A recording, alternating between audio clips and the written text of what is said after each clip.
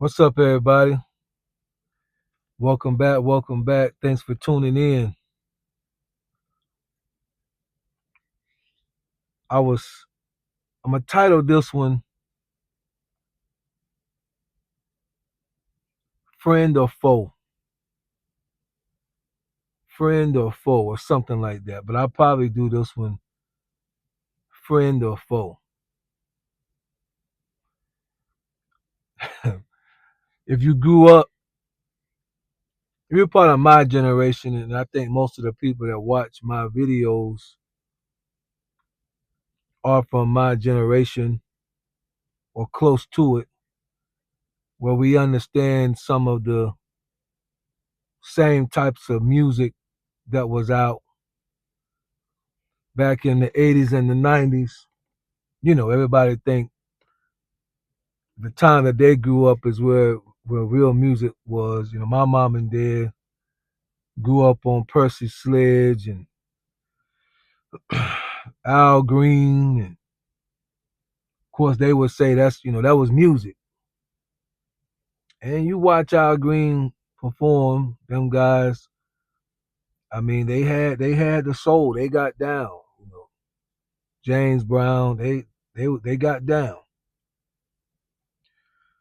But I was thinking about the mid '80s, a song that came out about 84, 85. So, man, my dad was stationed in Panama at this time. So I was probably in the fourth or fifth grade when this song came out by Houdini. How many remember that? If you remember Houdini, just get his video a thumbs up. You ain't even gotta put nothing in the comment section unless you want to. If you remember Houdini, just get this video a thumbs up. And they had a song called Friends. Had a little snappy beat to it, make you want to move a little bit. Friends. How many of us have them? Friends. Ones you can depend on. Friends. I remember in middle school, one of my teachers, I can't remember what class it was, but they made a comment that said, believe it or not, when you get older, you'll realize you'll probably have only two or three real friends in your life. Now, at the time that this comment was made, I'm looking around the class and I'm saying to myself, I got 15 right now. You know what I'm saying? Like back then, we was running more like what we call a posse, a little crew. We ran with a posse. We was wearing all black boots, and we thought we was a BBP, the Black Boot Posse. Anyway, I'm thinking, what are you talking about? But as I got older, I realized, yeah, you lucky to have two real friends. You lucky to have two. So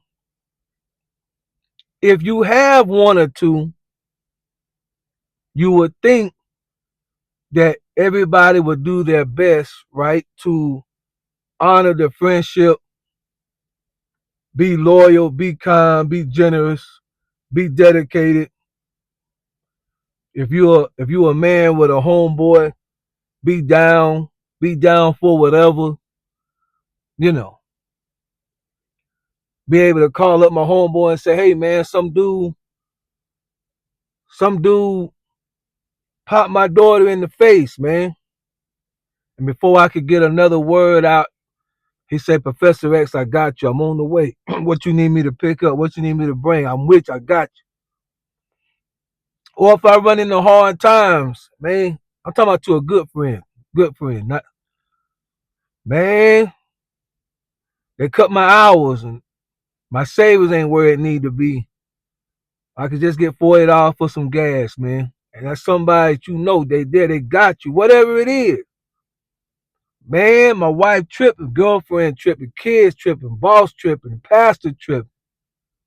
You need that friend. You share with them, they share with you. Y'all rock on, no judgment. Try to take care of one another.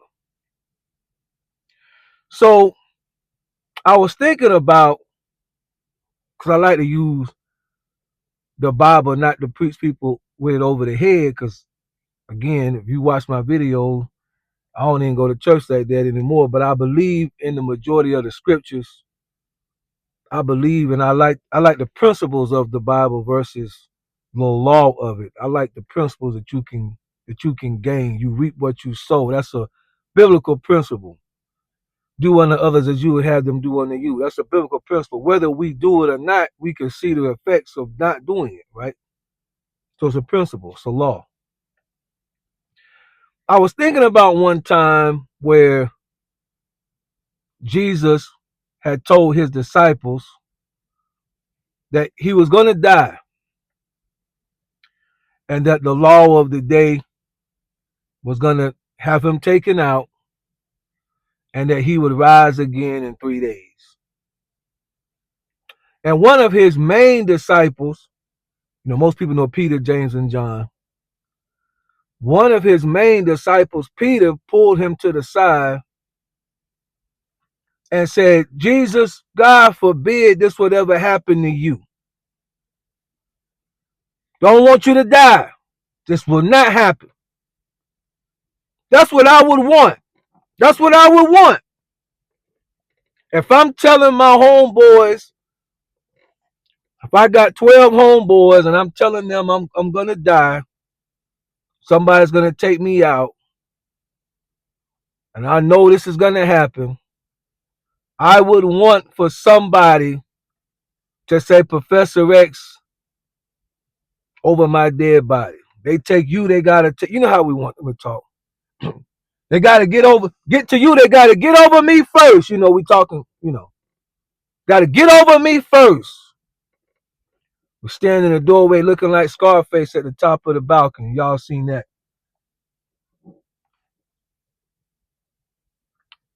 Peter said to Jesus, this ain't going to happen.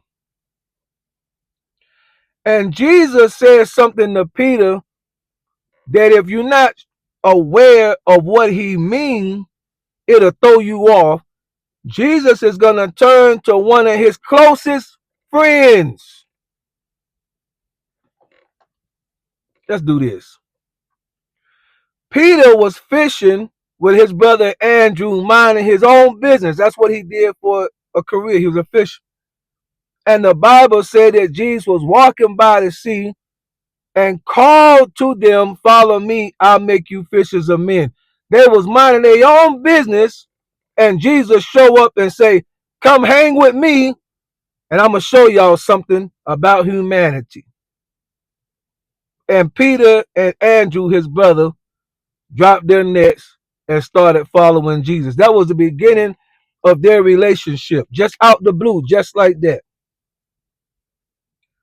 And then 3 years later, Jesus says, I'm leaving here. And the dude that Jesus came and found says, no, no, no, no, no, we don't want this to happen.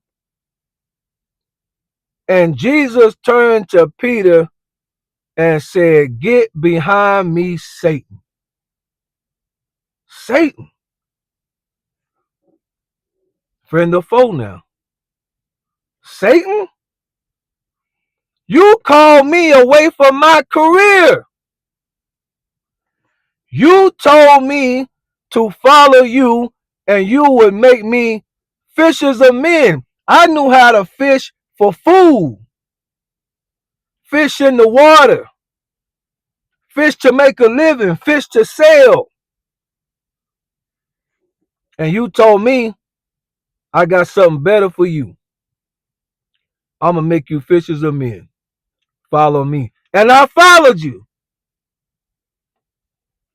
And now when you have told us that somebody is going to come and get you and take you away from us, we don't care that you're going to raise up in 3 days. We don't want to hear all that.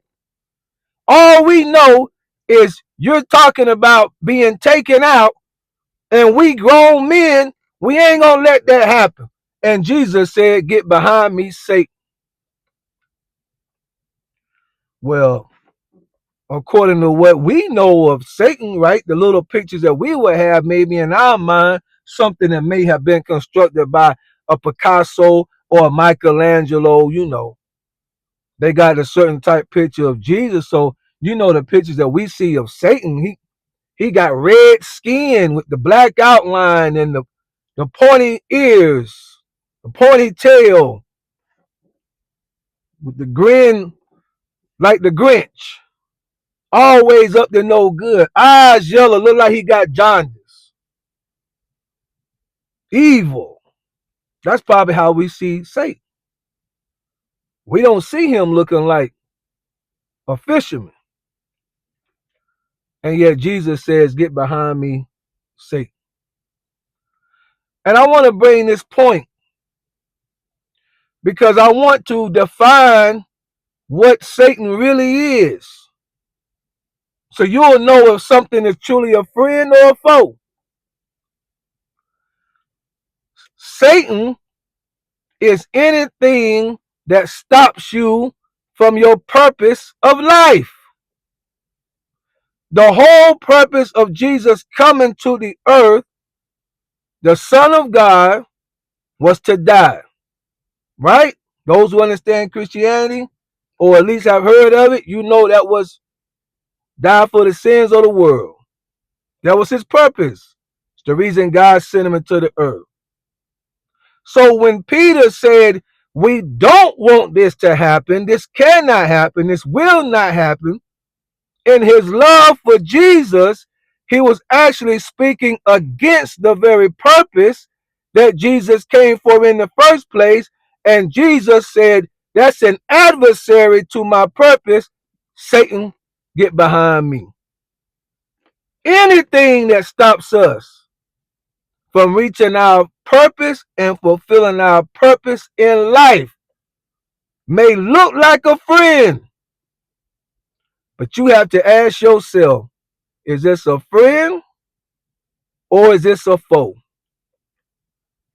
I'll know the difference between the two by how much resistance you're going to give me from fulfilling my purpose in life. To be an example, if you are married and a man, and your friends who are other men may encourage you to mess around on your wife, and they're your best friends, they're your homeboys, then you have to ask yourself, is this a friend or is this a foe? If you are in high school, college, and you're there to learn chemistry, engineering, science, law, and you have people in your life that's close to you that's trying to put you in a position to deviate from the purpose of which you are there, then you have to ask yourself, is this a friend or is this a foe? If you are a married woman, same thing. And you have voices in your ear. Because sometimes, and I would say, just from what I have seen, women can have a lot of homegirls in their ear that just tell them some crazy stuff. And they come home looking at their man all crazy. He don't know what's going on. Because she done had 2 or 3 homegirls in her ear. She done told them something that you did. So-and-so was on his phone a lot last night. And all her friends who have had bad experiences done put a lot of stuff in her head. And now she coming home. Her friends done told her, girl, if I was you, I wouldn't put up with that. I would leave. They don't even know what's going on. I would leave him. I would do this. I would do that. I friend or foe. They may be a friend, but the moment that they are pushing you or leading you or trying to persuade you in any way to deviate from the purpose of your life, that's Satan. Don't look for the boogeyman to come up from behind the corner with a voice that'll rock all the buildings around. Don't look for that. That ain't Satan. That's Hollywood Satan. Don't look for that. That ain't Satan. Satan is anything that will cause us to deviate from the purpose of our life. And we got children, men particularly, and we don't spend time with them. We don't assist the mothers in raising them. We sow the seed and we gone. Satan has appeared in our life. Because once we have children, the purpose is to raise them to the best of our ability. Satan. You may never see him with your physical eye, but just know he lurks to push us off the path to fulfill our destiny and our purpose. Y'all get in the comments. And remember, if you remember Houdini, friends, how many of us have them? Just give a like to this video and let's talk about it. Be blessed.